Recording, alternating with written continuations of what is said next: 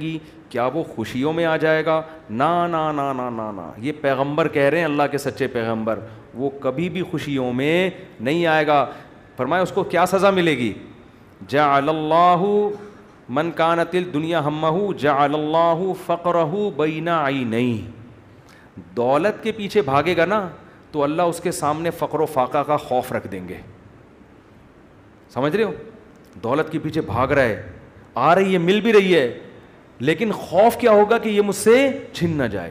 اس بات کی ٹینشن, یار یہ ختم نہ ہو جائے, یار یہ چھن نہ جائے, یار کوئی کاروبار کو نقصان نہ ہو جائے. بڑے بڑے کروڑ پتی فیکٹریوں کے مالک آتے ہیں, کہتے ہیں کہ لاشعوری سا خوف ہمیں ستاتا ہے, دنیا کی ہر نعمت ان کے پاس, مگر دماغ میں نا ایک کہہ رہے ہیں ہمیں خود بھی نہیں پتا ہم ڈر کس چیز سے رہے ہیں, لیکن سکون نہیں ہے. ایک لاشعور میں خوف ہے جو ہمیں مسلسل ستا رہا ہے. یہاں ایک آئے کئی سال پہلے, سفید ٹوپی, پوری پراپر داڑھی, اور جناب سفید کرتا, بڑے ایسے نورانی چہرہ, اور پکے نمازی تھے, بہت بڑے تاجر. مجھے کہنے لگے مفتی صاحب میں ایک دل کی بات آپ سے شیئر کرنا چاہتا ہوں. میں نے کہا جی. کہہ رہے میں نماز بھی پڑھتا ہوں, روزے بھی رکھتا ہوں, اہل اللہ کی صحبت میں بھی بیٹھتا ہوں, اور لیکن پتہ نہیں میرے دل میں سکون نہیں ہے, میرے دل میں سکون نہیں ہے. میں نے کہا آپ فیکٹری کے مالک ہیں, کوئی پرابلم ہے تو بتائیں. کہہ رہے نہیں کوئی پرابلم بھی نہیں ہے. میں نے کہا آپ کے ساتھ بے سکونی پتہ ہے کیا ہے؟ میں جانتا ہوں آپ کی بے سکونی, آپ کو یہ ڈر ہے کہ اس فیکٹری کا کوئی نقصان نہ ہو جائے. جیسی زندگی ابھی ہے پتہ نہیں یہ ہمیشہ ویسی رہے گی بھی یا نہیں رہے گی. تو نماز تو آپ نے پڑھ لی, آپ نے زکاتیں بھی دے دیں, آپ نے روزے بھی رکھ لیے, لیکن یہ جو لاشعور میں خوف ہے نا, اس خوف کا کوئی ازالہ کرنے والا نہیں ہے. کیونکہ آپ کو پتہ ہے یہ شیورٹی, یہ گارنٹی کوئی بھی نہیں لے سکتا کہ تمہیں نقصان کبھی بھی نہیں ہو سکتا. کیونکہ آپ نے اپنی زندگی میں دیکھا ہے بڑے بڑے کاروبار چلتے ہوئے ٹھپ ہو جاتے ہیں, لوگ روڈ پہ آ جاتے ہیں. کہہ رہے ہیں بالکل آپ صحیح کہہ رہے ہیں, مجھے یہی خوف ہے. میں نے کہا اس خوف کا یہ علاج نہیں ہے کہ آپ اپنے کاروبار کو ہر طرح سے سیو کر لو, یہ تو وہ تو کرنا تو چاہیے سیو, لیکن یہ علاج نہیں ہے. میں نے کہا اس کا علاج یہ ہے کہ آپ یہ فرض کر لو کہ یہ چھن گیا آپ سے سب کچھ, ابھی برباد ہو گئی, اللہ نہ کرے فیکٹری میں آگ لگ گئی, اب ہوگا کیا؟ کہہ نہیں کیا ہوگا؟ میں نے کچھ بھی نہیں ہوگا. صبح 2 پراٹھے آپ پھر بھی کھاؤ گے, رات کو سونے کے لیے چھپڑا آپ کو گندے نالے پہ یا فٹ پاتھ پہ مل جائے گا, کوئی بات نہیں, انجوائے کرنا. دنیا مسافر خانہ ہے, رہنے کی جگہ بولو نہیں. ہماری بیسک ضرورت ہے, جب شدید بھوک لگے, بھوک برداشت نہیں ہوتی ہے, کھانے کو روٹی مل جائے, یہ بیسک ضرورت ہے. نیند آئے تو سونے کے لیے جگہ مل جائے. یہ نیند ایسی عجیب چیز ہے, آپ اگر نہیں سونا, ایک وقت آتا ہے کہ آپ بچو گے بھی نا تو کانٹوں پہ بھی نیند آ جائے گی آپ کو. اب جیسے میرے ساتھ ہوتا ہے نا, نیند نہیں ہو رہی, ایک وقت جب بہت زیادہ جمع ہو جاتی ہے, پھر ہم نہیں بھی سونا چاہ رہے ہوتے ہیں, سو رہے ہوتے ہیں. میں ایک دفعہ سفر میں آ رہا تھا, بڑا لمبا بس کا سفر تھا, سونے کا ٹائم ہی نہیں ملا. تو جب ہم سکھر تک پہنچے نا, تو پرانی بات ہے 20-25 سال پرانی, تو میں ایسا سویا ہوں, کبھی اس کے اوپر جا کے دھڑام سے گر رہا ہوں, وہ اٹھا رہا ہے بھائی کیا کر رہے ہیں مولوی صاحب, پھر جب ادھر کو کروں تو دھڑام سے اس کے اوپر گرا, وہ کہہ رہا ہے مولوی صاحب تمیز سے بیٹھو یار, پھر ادھر. میں جاگنے کی کوشش کر رہا ہوں, لیکن یہ اللہ کی رحمت ہے کہ جو چیز ضروری تھی وہ اللہ نے آپ کے اوپر مسلط کر دی. تو میں نے کہا نیند کا بھی کوئی ٹینشن لینے کی ضرورت نہیں ہے, سونے کی کہیں بھی جگہ نہ ہوئی نا آپ کو. اور جب گہری نیند آتی ہے نا, انسان پہ مسلط ہوتی ہے, بے شک نرم گدا نہ بھی ہو, سونے کا مزہ خاندانی آتا ہے. آدمی کہتا ہے کہیں سر ٹکانے کی, کوئی بندے سے کہتا ہے تو خالی ہاتھ یوں رکھ کے کھڑا ہو جا تھوڑی دیر کے لیے, کہیں سر ٹکانے کی ذرا سی جگہ مل جائے, ایسا مزہ آتا ہے سونے میں. وہ جو سبزی والا جو میرے پیسے لے کے بھاگا تھا نا, وہ ٹھیلے پہ سوتا تھا رات کو, وہ رات کو ٹھیلے پہ سوتا تھا, اس کو سکون تھا نا, اس کی سکون نہیں تھا اصل میں, وہ تھک اتنا جاتا تھا نا فراڈ کر کر کے ادھر سے پیسے, تو رات کو آ کے اب اس کو جگہ نہیں ملی, تو میں نے کئی دفعہ دیکھا ٹھیلے پہ سو رہا ہے. وہ مزدور لوگوں کو دیکھ لو نا آپ, جہاں جگہ ملے سو جاتے ہیں وہ. تو میں نے ان سے کہا کہ ٹینشن لینے کا نہیں ہے, آپ کی بیسک ضرورت نیند ہے, وہ آ جائے گی, کہیں بھی آ جائے گی, بیٹھے بیٹھے سو جاؤ گے. اور کھانے کی ضرورت, اتنا رزق اللہ انشاءاللہ آپ کو دے دے گا. اور شدید بھوک میں تو میرے بھائی دال میں بھی وہ مزہ آتا ہے جو ایک مالدار کو قورمے بریانی میں آتا. شدید بھوک لگ رہی ہو نا, دال کھانے کا اپنا مزہ. میں نے کہا دال مل جائے گی. پھر کہنے لگے بیوی بچوں کا کیا ہوگا جب اتنی غربت ہوگی, خطرہ ہوگا تو بھاگ جائیں گے. میں نے کہا جو خود سے بھاگے اسے بھاگنے دو. ٹھیک ہے نا, جو خود سے بھاگے اسے کوئی ٹینشن. مسافر خانہ ہے نا بھائی. نیک بیوی تو وہ ہوتی ہے جو آپ کی شریکہ حیات ہے. جب دولت تھی اس وقت بھی ساتھ, جب غربت تھی اس وقت بھی ساتھ. تو اگر غربت میں وہ بھاگ گئی, بولو اے اللہ اچھا ہوا تو نے زندگی میں ہی جان چھڑا دی. کیا خیال ہے بھائی؟ اور میں نے کہا جب دوبارہ پیسہ آئے تو پھر اس کو لے کے نہ آؤ, بولو اب وہیں رہو. اب کیا کرنا ہے, وہیں رہو. غیرت مند آدمی تھوڑی ایسی چیزیں پالتا ہے لے کے.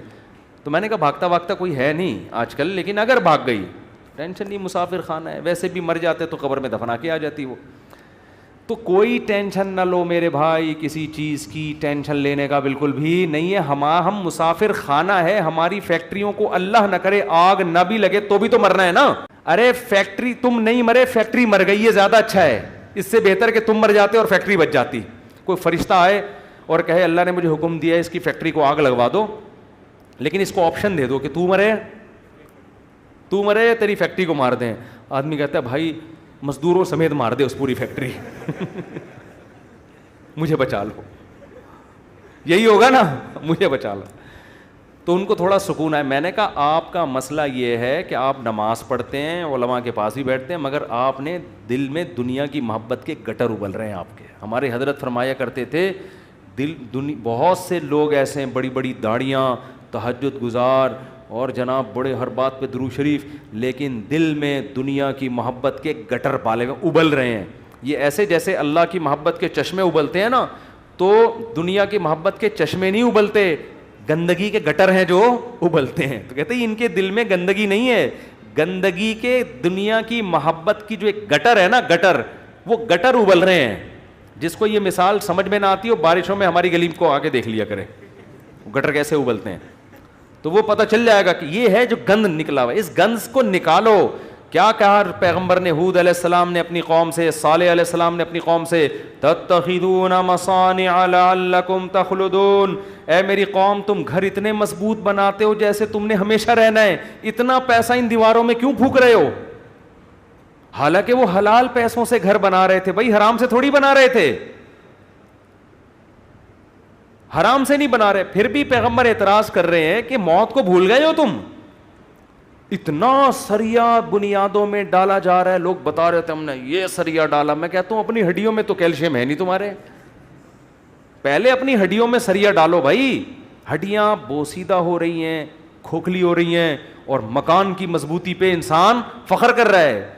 تو نکالو اس گٹر کو, ایسے جھٹک دو. ہمارے حضرت ایک ذکر بتایا کرتے تھے کہ رات کو نا تنہائی میں بیٹھ کے یہ ذکر کیا کریں. یہ ذکر حدیث سے ثابت نہیں ہے, صرف ٹریننگ کے لیے ہے, ٹریننگ کے لیے, اپنی اصلاح کے لیے. اس لیے اس کو سننا سمجھنا جائز نہیں ہے. وہ ذکر کرواتے تھے, بہت سے اکابر کرواتے ہیں یہ کہ لا الہ الا اللہ. لا الہ میں کیا کرنا ہے؟ گردن یہاں لے کے جانی ہے. لا الہ کوئی معبود نہیں, یہ تصور کر رہے ہیں دل سے اللہ کے علاوہ سب چیزیں نکل رہی ہیں, نکال کے باہر پھینک رہا ہوں. اس تصور کا نا بڑا اثر پڑتا ہے دل کے اوپر. لا الہ سب نکال کے, بحریہ ٹاؤن نکالو سب سے پہلے اس میں سے.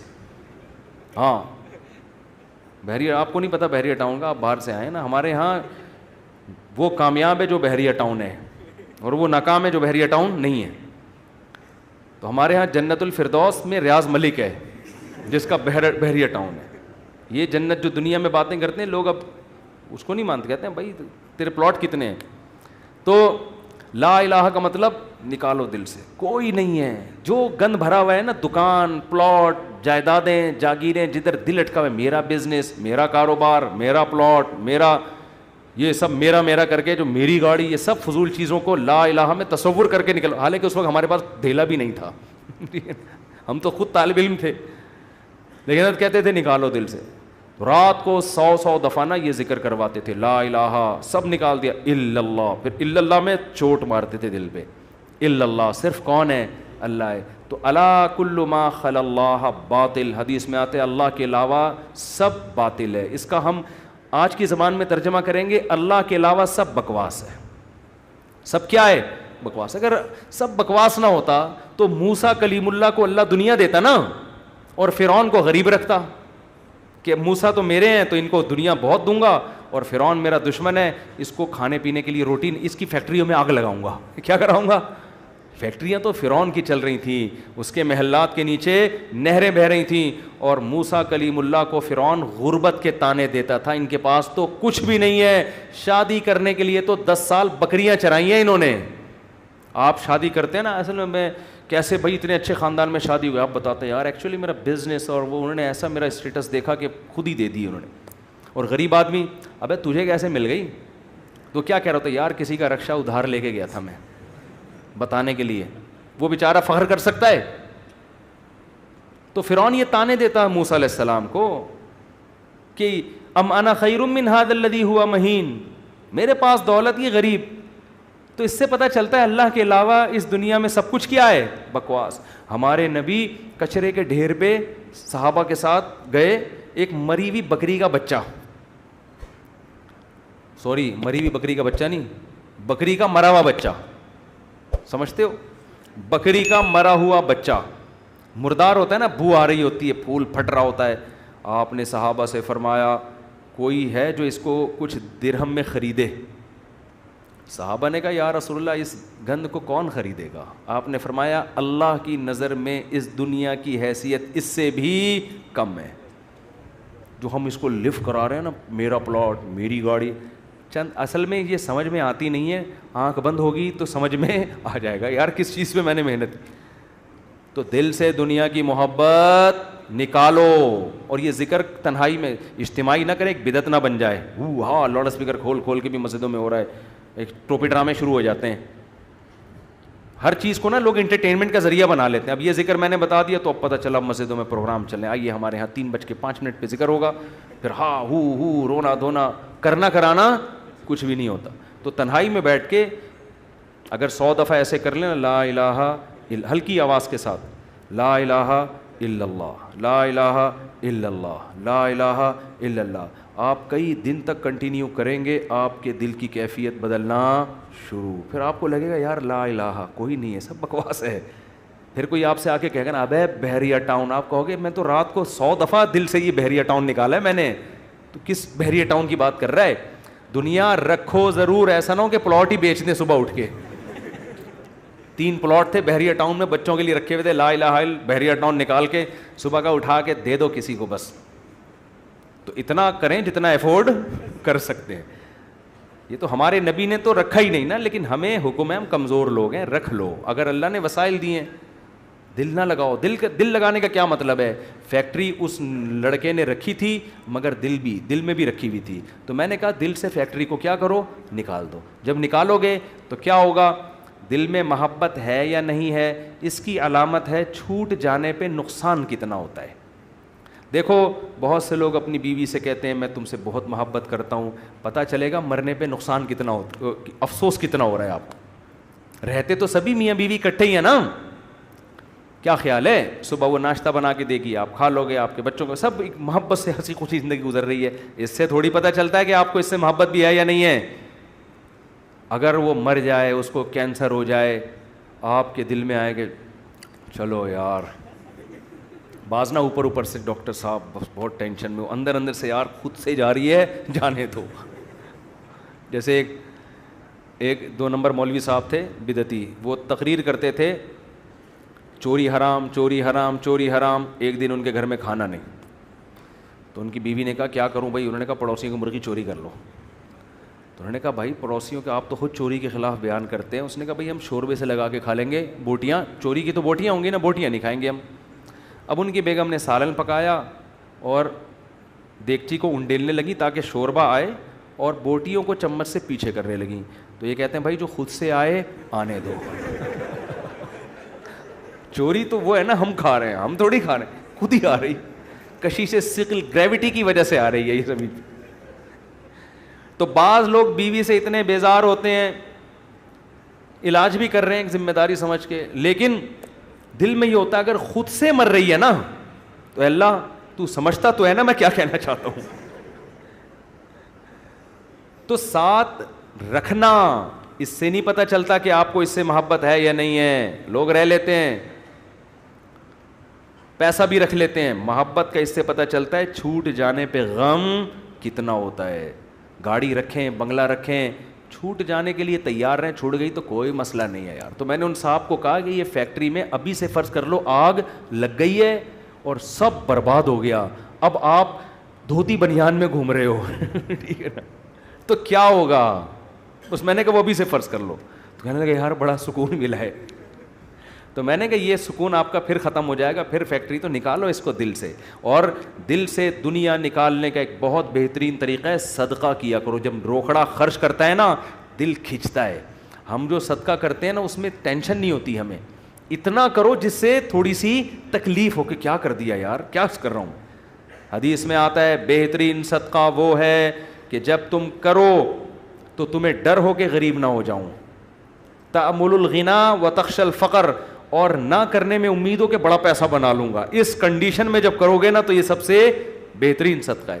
تو صدقہ کیا کرو, دے دیا کرو یار. یہ ہمارے حضرت فرماتے تھے ایک آدمی دکان سے اتنی محبت ہو گئی اس کو, ایک دن اس نے کہا کہ مجھے اتنا دکان میں دل اٹک گیا, ایک دن میں دکان بند کر کے بیٹھ گیا. میں نے کہا بھاڑ میں جائے, اپنی اصلاح کے لیے نا, کوئی بات نہیں نقصان کرو یار اپنا, ہر وقت دکان دکان دکان, ایسی کی تیسی تالا لگا کے گھر بیٹھ گیا کہ جب نارمل کنڈیشن میں ہوں گا پھر آؤں گا.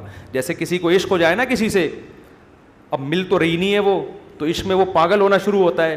تو بیوقوف لوگ کیا کرتے ہیں, ہر وقت اس کی یاد دماغ میں, ہر وقت اس کو دیکھ رہے ہیں, اس کی تصویریں دیکھ رہے ہیں, پرانے میسج پڑھ رہے ہیں, سوچ رہے ہیں. بیوقوف یہ کرتے ہیں. عقل مند کیا کرتا ہے, لعنت بھیجو یار صحیح ہے نا, نمبر ہی بلاک کر دو ایسی کی تیسی.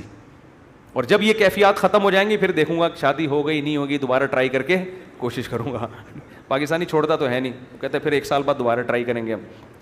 تو عقل مندی کا تقاضا ہے. تو جلدی سے بس حدیث مکمل کر دوں. نبی نے فرمایا جس نے خواہشات کو ہدف بنا لیا تو اللہ فقر و فاقہ اس کے سامنے لا کے کھڑا کر دیں گے. کروڑ پتی ہوگا مگر آگے فقر و فاقہ اس کو ڈرا رہا ہوگا, بھائی میں حملہ کر دوں گا, میں تجھے کھا جاؤں گا. اس خوف کی وجہ سے لائف کو انجوائے نہیں کرے گا وہ. جعل اللہ فقرہ بین عینیہ وفرق علیہ شملہ. دوسری سزا دنیا میں اس کو یہ ملے گی کہ اس کی فکروں کو بکھیر دیں گے اللہ تعالیٰ. اتنے مسائل ہوں گے کہ میرا یہ صرف ایک پیسہ مسئلہ نہیں ہوگا, یار یہ کام بھی ہو جائے, یار یہ بھی ہو جائے, یار یہ بھی ہو جائے, یار فلاں سے تعلقات بھی ٹھیک ہو جائیں, یا لوگ میری مخالفت کرنے وہ بھی چھوڑ دیں, یار وہ فلانا. یعنی وہ اتنے انڈے بچے ہوں گے کہ سارے انڈوں سے چوزے نکلیں, تو اس کی یہ خواہش ہوگی. حالانکہ کبھی مرغی کے سارے انڈوں سے چوزے نکلتے ہیں, 2-4 تو خراب ہو جاتے ہیں نا.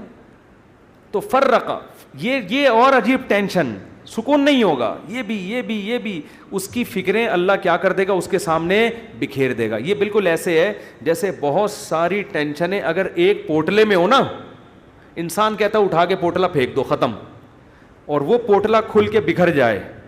ایک ٹینشن وہ ہے, ایک ٹینشن وہ ہے, ایک ٹینشن وہ, اس کو کمبخت کو سمجھ میں ہی نہیں آئے گا ان ٹینشنوں سے میں جان چھڑانا شروع کون سی والی ٹینشن سے کروں, میں کون سی والی ٹینشن کو میں پہلے پھینکوں, پھر اتنی بکھری ہوئی ہوں گی اس میں ڈوبا ہوا ہوگا وہ. اور آگے آپ نے فرمایا اتتہ ولم یاتہ من الدنیا الا ما قدر له. یہ سارے کام دنیا کے لیے کر رہا تھا نا, وہ 2 بکھیڑے پال لیے اس نے, دنیا کے لیے سب کچھ کر رہا تھا, اور اس کی 2 سزائیں تو اللہ فوراً دے دے گا, فقر و فاقے کا خوف اور ٹینشنوں کو بکھیر دے گا. یہ 2 ٹینشنیں تو چلو ہم کہتے ہیں یار دنیا مل جاتی تو چلو یہ ٹینشنیں بھی قبول ہیں. اللہ کہتے ہیں ملے گی اتنی جتنی مقدر ہے. نبی نے فرمایا ملے گی اتنی نہیں جتنی اس کی چاہت ہے, اتنی جتنی اللہ نے لکھی ہوئی ہے. اگر یہ زیادہ کی کوشش کرے گا تو ہو سکتا ہے دھیلا بھی نہ ملے, اور ہو سکتا ہے ڈبل مل جائے. تو یہ بھی اس کی چاہت پہ نہیں ہے, یہ کس کی چاہت پہ ہے, اللہ کی. تو یقینی پھر بھی نہیں ہے وہ. پھر میں چٹکلا سنا دوں نا, یقینی پھر بھی نہیں ہے. ایک آدمی کو بیوی اچھی نہیں لگتی تھی, بیچاری نے ہر طرح سے کوشش کر لی کہ میں اپنے میاں کو اچھی لگوں, اچھی پھر بھی نہیں لگ رہی اس کو. ایک دن وہ بڑی خوبصورت لپسٹک اور خوبصورت زیور اور خوبصورت ساڑی اور بڑا خوبصورت لباس, ہر چیز بڑی VIP پہن کے آ گئی. ابھی اب بیوی کی تعریف کر رہے ہیں, یار کیا خوبصورت چوڑیاں پہنی ہوئی ہیں. کہہ رہی تھینک یو, آپ کا بہت شکریہ, کیا خوبصورت ساڑی. کہہ رہی وہ لڈو پھوٹ رہے ہیں کہ آج تو میرا میاں بڑا خوش ہے, بہت اچھا ماشاء اللہ ڈریس آپ نے, کیا خوبصورت لپسٹک. ایک چیز کی تعریف کر کہتے ہیں اچھی پھر بھی نہیں لگ رہی. اتنا کچھ اچھا پہنا ہوا ہے مگر تو پھر بھی اچھی نہیں لگ رہی. یہ مطلب ہے اس حدیث کا. کہ اتنی ٹینشنیں اٹھانے کے بعد ہو سکتا ہے دنیا ملے پھر بھی نہیں, وہیں کا وہیں کھڑا رہے جہاں سے چلا تھا. اور اس کے مقابلے میں آپ نے فرمایا من کانت الآخرۃ ہمہ, جس نے اس دنیا کو پسے پش ڈال کے کہا میرا ہدف آخرت ہے, یہ دنیا اصل ہدف ہے ہی نہیں, ملے ٹھیک ہے, نہیں ملے ایسی کی تیسی, یہ ایسی کی تیسی یاد رکھ لیں. ملے ٹھیک ہے, بحریہ ٹاؤن میں پلاٹ مل گیا ٹھیک ہے, نہیں تو گندے نالے پہ لے لیں گے, مل گیا ٹھیک ہے, نہیں تو ریڈی لگا لیں گے, مل گیا ٹھیک ہے, نہیں تو ویسے ہی بیٹھ جائیں گے, ٹھیک ہے نا. یہ جس کا یہ خوف, اور اصل کیا ہے آخرت, مجھ سے گناہ نہ ہو جائے کوئی, اگر ہو جائے تو جلدی سے توبہ کر کے اللہ کو مناؤں. آپ نے فرمایا جس نے آخرت کو ہدف بنا لیا, جنت تو بعد میں ملے گی, کچھ انعامات دنیا میں ملنا شروع ہو جائیں گے. پہلا انعام جعل اللہ شملہ جمع لہ من کانت الآخرۃ ہمہ جعل اللہ غناہ فی قلبی. اس کو فقر و فاقہ کا خوف تھا نا, فرمایا اس کے دل میں اللہ غنا, اس کے دل کو مالدار بنا دے گا. اس کو ایسا لگے گا یار جتنی میری ضرورت نہیں ہے اللہ نے رزق کی بالٹیاں میرے اوپر انڈیل دی ہیں, میری ضرورت صبح 2 روٹی کی ہے اور روٹی کے بجائے اللہ پراٹھے کھلا رہا ہے. عجیب بات ہے یا نہیں ہے؟ میری ضرورت تھی صرف چائے پراٹھا مل جائے اور اللہ مجھے انڈے بھی کھلا رہا ہے. نہیں یار یہ سمجھ میں تو رہنے دو, بس یہ آخری ہے, آپ لوگ بھی بہت تھک گئے ہوگے نا. میری ضرورت تھی کہ میں کسی طرح بس روٹی اور پانی مل جائے نوالا حلق میں اتار لوں, کیونکہ مسافر خانہ ہے نا. ارے بس میں سفر کر رہے ہو, ٹرین میں سفر کر رہے ہو, شدید بھوک لگ رہی ہے, آدمی کہتا ہے یار 2 نوالے کہیں اسٹیشن سے خرید کے لے آ, آگے پپو کا گھر آنے والا ہے پشاور میں, چاچو کا گھر آنے والا ہے, تو مزے ہی مزے بکرے رکھے ہوئے ہیں وہاں پہ, سفر کی ٹینشن تھوڑی لے گا. پھر کیوں لے گا ٹینشن وہ؟ لوگ کہتے ہیں یہ سیٹ سفر میں تجھے جو ہے نا ٹرین میں بڑی بہترین سیٹ ملی لیکن تیری نہیں ہے, یہ تجھے چھوڑنی پڑے گی. آدمی کا تو کیا مسئلہ ہے یار, میری ہو وسیم بھائی کی ہو, مجھے تو بیٹھنے سے مطلب ہے. تو کہتا ہے گھر میرا ذاتی ہو یا کرائے پر ہو, رہنے سے مطلب ہے. بنایا وسیم بھائی نے کروڑوں روپے کا, 20-25 ہزار کرایہ دے کے میں رہ رہا ہوں, لائف کو انجوائے میں کر رہا ہوں. بے وقوف وہ ہے جس نے بنایا. سمجھ میں آ رہی ہے کہ نہیں آ رہی؟ یار تمہارے پاس اپنی گاڑی نہیں, تم ٹیکسیوں میں جاتے ہو, کوئی بات نہیں یار, ٹیکسی خریدی اس نے, میں 500 روپے دے کے سفر میں کر رہا ہوں. تو میری ضرورت تو نہیں تھی, لوگوں تو پیدل سفر کیے ہیں اتنے لمبے لمبے. موسیٰ علیہ السلام تو مصر سے مدین پیدل گئے ہیں, اور ہم یہاں سے صدر پیدل نہیں جا سکتے, تو ہماری ضرورت تھوڑی ہے. لیکن اللہ نے اتنا احسان کیا, گرین بس بنا دی بھائی. امام مہدی کے آنے سے پہلے کراچی میں گرین بس چل پڑی, سبحان اللہ. جس کراچی میں گٹروں کے ڈھکن نہیں ہیں اس پر اللہ نے اتنا انعام کیا, گرین بس چل رہی ہے. اور کچھ لوگ تو ہمارے ایسے ہیں 50 روپے دیکھ کر صبح سے لے کے رات تک ایئر کنڈیشن کے چکر میں بیٹھ گئے, وہ کہ گھر میں گرمی لگ رہی ہے تو 50 روپے دو اور اے سی میں لائف کو کیا کرو, انجوائے کرو. ایسے بھی لوگ ہیں, وہ سنا ہے پھر انہوں نے کوئی قانون چینج کیا. شروع میں ایسا آیا تھا کہ 50 روپے تو بیٹھے رہو, کوئی نہیں پوچھے گا, تو لوگ صبح فجر کے بعد جا کے بیٹھ گئے کھانا وانا لے کے, رات کو اتر کے گھر آ گئے. انہوں نے کہا سارا دن آج ٹھنڈک میں ہم نے گزارا ہے, ٹھیک ہے نا. تو نبی نے فرمایا جعل اللہ غناہ فی قلبی, اللہ اس کے دل میں غنا. تبھی تو میں نے بعض غریبوں کو بڑی پرسکون لائف میں دیکھا ہے. ایک غریب کے 10-15 بچے تھے, میاں بیوی اور پھر ماں باپ بھی اسی کے ساتھ, اور وہ موسمبیاں بیچتا تھا ٹھیلے پہ. میں نے کہا یار کیسے اس موسمبی میں کھلا لیتے ہو سب کو؟ کہہ رہے یار اللہ کا دیا بڑا فضل ہے, صبح کھانا بھی پکتا ہے, آٹا بھی, دوپہر کا کھانا بھی, رات کا کھانا بھی, اسی میں کھاتے ہیں, رات کو سوتے ہیں, اللہ کا فضل ہے, کرایہ بھی نکل آتا ہے گھر کا. تو میں نے کہا یہ دیکھو, ایک وہ فیکٹری والا ہے جو کہہ رہے ہے لاشعور میں کیا ہے, مجھے خوف ہے, خوف. کیوں؟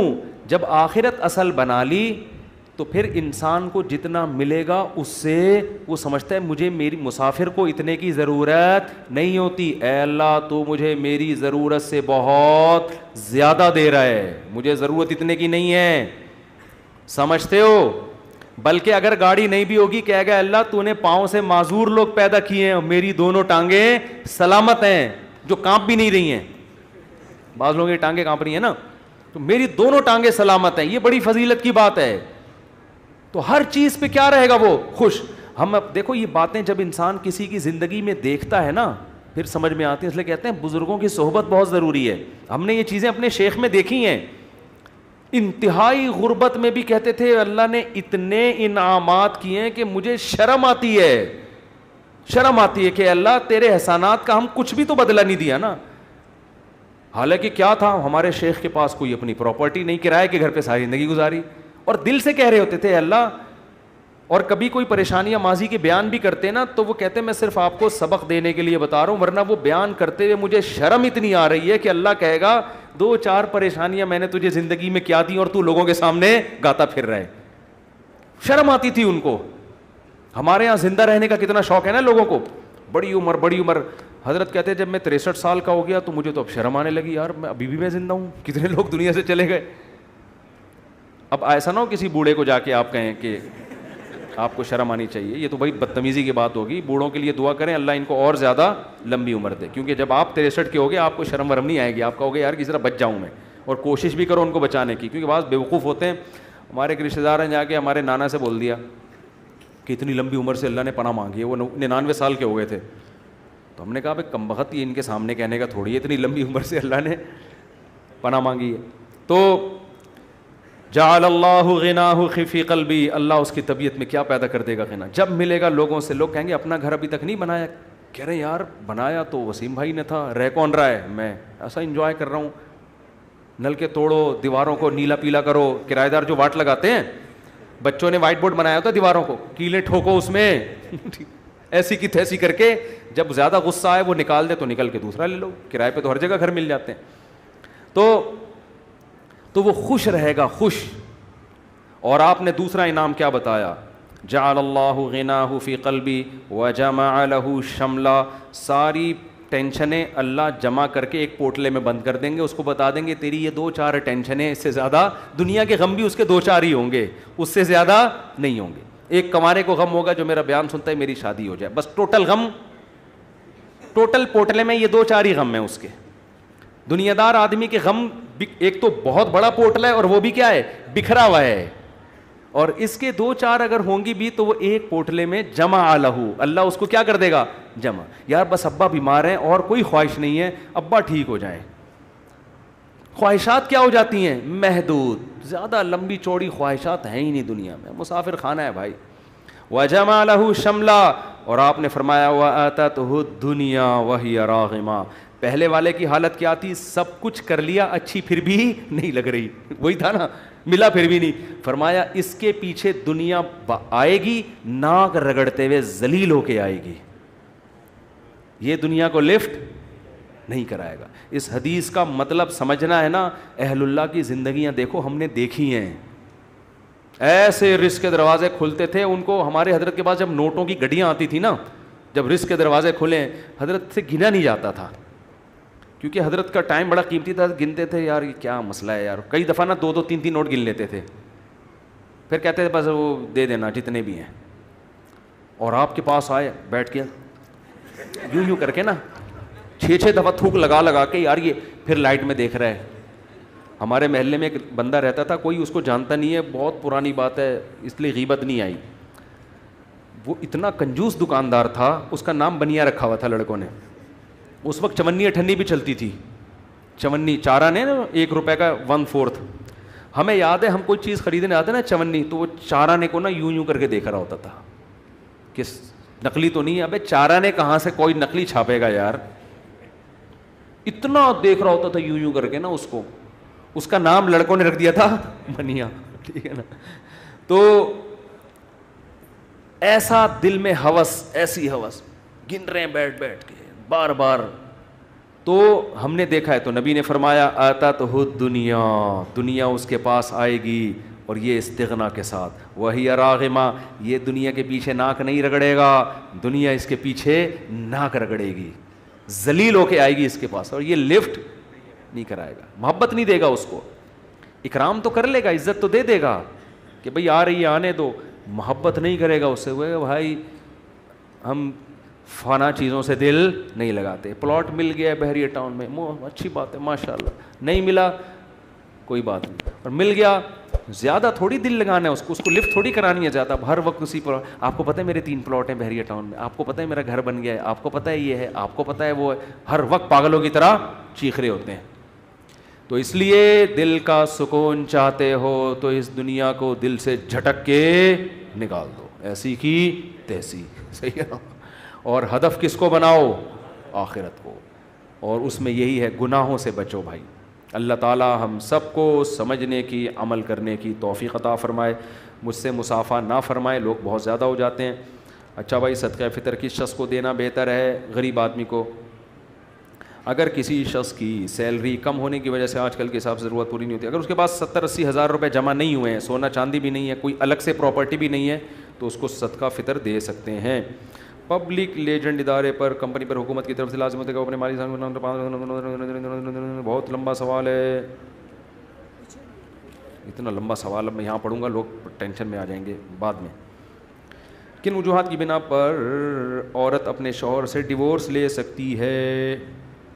اگر عورت کے لیے اپنے شوہر کے ساتھ رہنا کسی معقول وجہ سے ناممکن ہو گیا ہے, معقول وجہ سے, معقول وجہ یہ نہیں کہ کہیں کوئی اور اچھا لگ رہا ہے یا یہ کہ آمدن کم ہو گئی. معقول کا مطلب یہ ہوتا ہے کہ کوئی اتنے اخلاق شوہر کے خراب ہو گئے ہیں کہ اب گزارا, بعض میاں بات بات پہ فحش گالیاں دینا شروع کر دیتے ہیں, تو اور ایسی وہ عورت خود فیصلہ کرے گی کہ اللہ کی حدود پہ قائم رہنا میرے لیے ممکن نہیں ہے, ڈپریشن میں جا رہی ہے. تو ایسی صورت میں اگر وہ طلاق کا مطالبہ کر لے تو جائز ہے, باقی طلاق ہوگی اس وقت تک نہیں جب تک شوہر دے گا نہیں. یہ کورٹ نہیں کر سکتی یہ کام. کورٹ کی جو کورٹ کی ڈیورس ہے نا, یہ ڈیورس پہ میں کئی بار بیان کر چکا ہوں. آج کل جو عدالتوں میں خلا کی ڈگریاں دی جا رہی ہیں ان میں 90% کالعدم ہے. کچھ کیسز ایسے ہوتے ہیں جن میں وہ ڈگری معتبر ہوتی ہے. تو کورٹ سے جب بھی کوئی خلا کی ڈگری لے گا پہلے اس کو مفتیوں سے پوچھے گا کہ یہ خلا صحیح ہوا ہے کہ نہیں ہوا. اچھا بھائی, اگر کورٹ کی طرف سے بیوی کو طلاق ملے گا تو بیوی شوہر کے نکاح میں نہیں رہتی ہے. اگر شوہر نے کورٹ خلا نامے پہ سائن نہیں کیے تو عورت نے اگر خلا لیا تو پہلے مفتیان کرام سے پوچھے کہ یہ خلا ہوا بھی ہے کہ نہیں ہوا, ورنہ اس کا پرانا نکاح باقی ہوگا. شادی سے پہلے میڈیکل چیک اپ کروانا, اگر کوئی بھائی اگر آج کل یہ بڑا رواج ہو رہا ہے شادی سے پہلے لڑکا کا بھی میڈیکل چیک اپ, لڑکی کا بھی میڈیکل چیک اپ, تو نکاح کو خام خام میں اپنے اوپر نہ پابندیاں نہ لگاؤ. اگر پہلے سے خطرہ ہو کسی کے بارے میں, خاندانی مسئلہ چلا آ رہا ہے, پھر تو ٹھیک ہے, لیکن نارمل اس میں اللہ پہ توکل کرنا چاہیے, اللہ پہ اعتماد کرنا چاہیے. تو کوئی اگر فیملی کا کوئی ہسٹری ہے پہلے سے پتہ ہے تو پھر تو ٹھیک ہے, پھر تو احتیاط کریں, ورنہ نارملی یہ کام نہ کریں. بینک کے ملازمین کی تنخواہ سود سے پاک ہوتی ہے؟ یعنی بینک کے ملازم کی تنخواہ تو سود سے پاک ہوتی ہے, مگر پھر بھی ہوتی اس لیے حرام ہے کہ سودی کام کو لکھنا, اس پہ گواہ بننا, یہ ناجائز ہے. اس ناجائز کام کے بدلے میں تنخواہ دی جا رہی ہے اس کو. مثال کے طور پر آپ نے کہا فلاں کی چیز اٹھا کے لے آؤ, اس کے بدلے میں تمہیں اپنی حق حلال کی آمدن سے 50 روپے دوں گا. تو آپ دے تو حق حلال سے رہے ہو, لیکن جس کام کے بدلے میں دے رہے ہو وہ کام کیا ہے, ٹھیک نہیں ہے, تو اس کے لیے وہ حرام ہوگی. تو بینک میں جو سودی بینک میں جو لوگ جاب کرتے ہیں اور سود میں انوالو بھی ہوتے ہیں, ان کی آمدن کو سودی نہیں کہیں گے, حرام کہیں گے. سمجھتے ہو؟ اچھا بھائی, بینک میں کام کرنے والا مسجد یا فلاح اداروں میں چندہ ادا کرے تو اس کو نہیں چاہیے کہ چندہ دے اگر سودی بینک میں ہے؟ میرے بھائی, چوتھی شادی کا کیا مطلب؟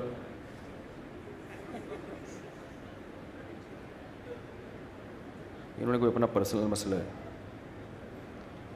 یہ کوئی پرسنل ہے بیچارہ, کوئی اس کو کوئی مل نہیں رہی. میں صدقہ اور زکوٰۃ دونوں دیتا ہوں, کیا صدقہ کم کر کے زکوٰۃ بھی بعد میں پڑھوں گا, اتنا لمبا چوڑا خط ہے کیا لکھا ہوا ہے, کیا صدقہ کم کر کے زکوٰۃ دے دیا کروں؟ جی ہاں, زکوٰۃ صدقے میں زکوٰۃ کی نیت کر لیں احتیاطاً, تاکہ کوئی کمی بیشی ہوئی ہو تو وہ پوری ہو جائے. فطرہ دوبارہ دینا ہے, پہلے کشمش سے کم دیا تھا, کشمش سے دیا تھا, اب کسی اور چیز سے دے دوں, سبحان اللہ, 6 دفعہ دے دیں آپ, 1 دفعہ دینا فرض ہے, باقی دیتے چلے جائیں. ہر مہینے میں صدقہ نکالتا ہوں, کیا یہ صدقہ ان مدرسے کے محتمم کو بھی دے سکتا ہوں جن سے مجھے دنیاوی فائدہ بھی ہو؟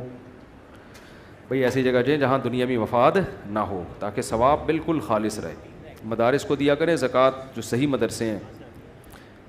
میری 5 بیٹی اور 1 بیٹا ہے, دعا کریں اللہ ان کے نصیب اچھے رہے اور صحت میں, دل سے دعا ہے جی. میری 2 ماں کا, بھائی ہمارے یہ بھانجے ہیں نا, ان کے چچا انور صاحب, چچا نہیں ان کے ابو کے چچا, انور صاحب ماڑی پور میں، ہماری بھی بڑی دوستی تھی، ان کا بھی انتقال ہو گیا، ان کے لیے بھی خصوصی دعا کریں، اللہ مغفرت فرمائے۔ میرا 2 ماہ کا بھتیجا بیمار ہے، رات بھر روتا ہے، دعا کریں اللہ تعالیٰ شفا دے، دل سے دعا ہے جی۔ دیکھو مائیں کو بچے جب تنگ کرتے ہیں نا، روتے ہیں، ٹینشن دیتے ہیں، تو ماں مایوس نہ ہوا کرے، اس پہ بہت اجر ملتا ہے۔ مسلمان ماں جب بچہ پالتی ہے نا تو اپنی اولاد سمجھ کے تو پالے، اللہ کی مخلوق سمجھ کے پالے۔ علماء کہتے ہیں ایک ایک قطرہ جو دودھ پلاتی ہے نا ماں، ہر گھونٹ پہ اللہ ماں کو نیکیاں دیتا ہے، ہر گھونٹ پہ۔ حالت حمل میں عورت کی موت ہو جائے تو یہ شہادت ہے، کیوں؟ اس نے اللہ کی مخلوق کو پیٹ میں اٹھایا تھا جننے کے لیے، اور یہ اس کی موت کا ذریعہ بنی۔ تو ہمارے نبی نے تو اس پہ بڑے فضائل سنائے ہیں۔ آج عورتیں مصیبت پیدا ہو گیا، کم بخت اور کم ٹینشن تھی، ایک عذاب بھی، اور پھر منع کے ابا کو ڈانٹ رہی ہوتی ہیں۔ ایک پہلے ٹینشن کم تھی، جو ایک عذاب پھلتر کی طرح لگا دیا، اس کو پکڑا نہیں ہے، پکڑ اس کو۔ اور پھر بچوں کو ڈائلاگ، تیرے منہ توڑ دوں، تیرے دانت توڑ دوں، اللہ کرے تیری زبان کاٹ دوں میں، ایسے کہہ رہی ہوتی ہیں نا۔ اللہ کرتا ہے، میرا دل چاہتا ہے کہ تیری زبان کاٹ دوں میں، تیرا گلا دبا کے تجھے مار دوں۔ پھر بچہ پھر لگائیں گے تھپڑ، وہ اور چیخے گا، پھر اور تھپڑ لگائیں گے اور چیخے گا، پھر کہیں گے کم بخت رک تو رہا نہیں ہے، پھر کوشش کریں گی پیار کرنے کی، اس طرح چپ ہو جا۔ تو بچے ہوتے ہیں غیر مقلد، حقیقت ہے۔ وہ کیا کہتے ہیں، دلیل سمجھنے کی طاقت ہوتی نہیں ہے، اور مانگتے کیا ہیں، دلیل۔ ان کو آپ شرافت سے کوئی بات سمجھاؤ، ان کی کھوپڑی میں نہیں آتی۔ وہ بس وہی ہے کہ ہمارے حضرت فرمایا کرتے تھے کہ انسان شروع میں غیر مقلد ہوتے ہیں، بچہ جب ہوتا ہے، پھر وہ دیوبندی بنتا ہے جب بڑا ہوتا ہے۔ دیوبندی میں یہ ہوتا ہے کہ ہاں بھائی ہمیں تو اللہ نے علم نہیں دیا، لیکن تھوڑا اس میں یہ کرنٹ ہوتا ہے کہ بھائی ہم ایسا مقلد بھی نہیں بننا کہ بس جو مرضی بولتا رہے، ایسے بدعتوں میں بھی نہیں آنا۔ پھر جب عمر زیادہ ہوتی ہے تو پھر وہ براڈ مائنڈ، اب سب ٹھیک ہے جانے دو یار، تو وہ کیا بن جاتا ہے، وہ بریلوی بن جاتا ہے۔ پھر کہتا ہے یار یہ بھی 40واں بھی ٹھیک ہے، تیجا بھی ٹھیک ہے، یعنی وقت کے ساتھ ساتھ نا اس کا ظرف تو کرنٹ کم ہونا شروع ہوتا ہے اور ظرف بڑا ہونا۔ وہ پھر کہتا ہے جوڑ پیدا کرو یار، وہ بھی ٹھیک ہے اور یہ بھی ٹھیک۔ شروع میں کرنٹ بہت ہوتا ہے، تو بچے بھی ایسے ہی ہوتے ہیں، مانتے نہیں کسی کی بات۔ تو ماؤں کو چاہیے، یہ جو بچوں کی ٹینشن ہے یہ ثواب کی چیز ہے، اللہ آپ کے گناہ معاف کر رہا ہے۔ بچے نمازوں میں تنگ کرتے ہیں، نماز نہیں پڑھنے دیتے۔ مجھے یاد ہے ہماری چھوٹی بچی، ہم نے افطاری کا دسترخوان لگایا، میرے گھر والوں نے پورا دسترخوان بچھا کے شربت مربت لا کے پورا تمیز سے، بچی اس میں فروٹ چاٹ میں بیٹھ گئی۔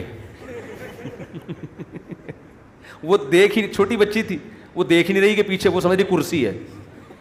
اب ماؤں کو تو غصہ آتا ہے نا، ہمیں ہنسی آتی ہے، ہمیں تو بچوں فروٹ چاٹ میں وہ مزہ نہیں ہے جو بچوں کی ایسی حرکتوں میں مزہ ہے۔ لیکن عورتیں کہتی ہیں مرد پالتے نہیں ہیں نا، ان کو یار ہے، جب پال کے دیکھو تو پتہ چلے گا۔ تو لیکن جو ٹینشن بچے دیتے ہیں بھائی، اس ٹینشن میں ثواب ملتا ہے، گناہ معاف ہوتے ہیں۔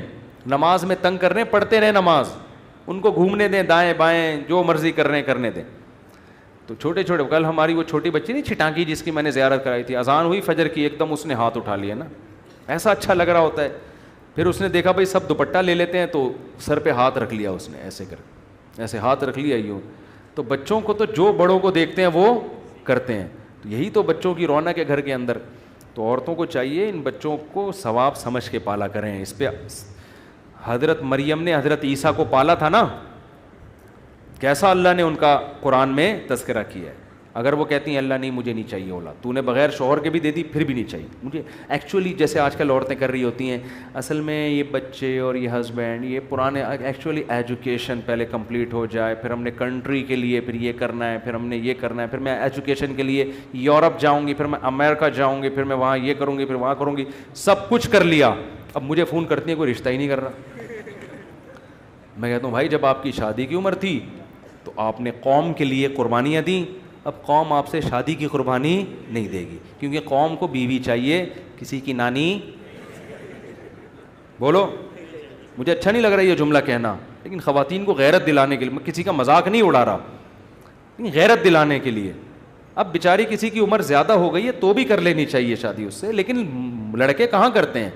مرد سب سے پہلے بیوی میں، عورت میں اٹریکشن دیکھتا ہے، کہہ رہا ہے ایجوکیشن بھی ہے وہ دوسرے درجے میں، اور یہ اس کو حق بھی ہے، اس کو اللہ نے منع تھوڑی کیا ہے۔ وہ کہے گا یار میں ڈاکٹر سے کروں اور وہ اس عمر میں مجھ سے اتنی بڑی ہو، وہ تو میں نے ڈاکٹر کوئی مارکیٹ میں کم تھوڑی ہے، علاج کرانا ہوگا پڑوس میں چلا جاؤں گا کلینک میں۔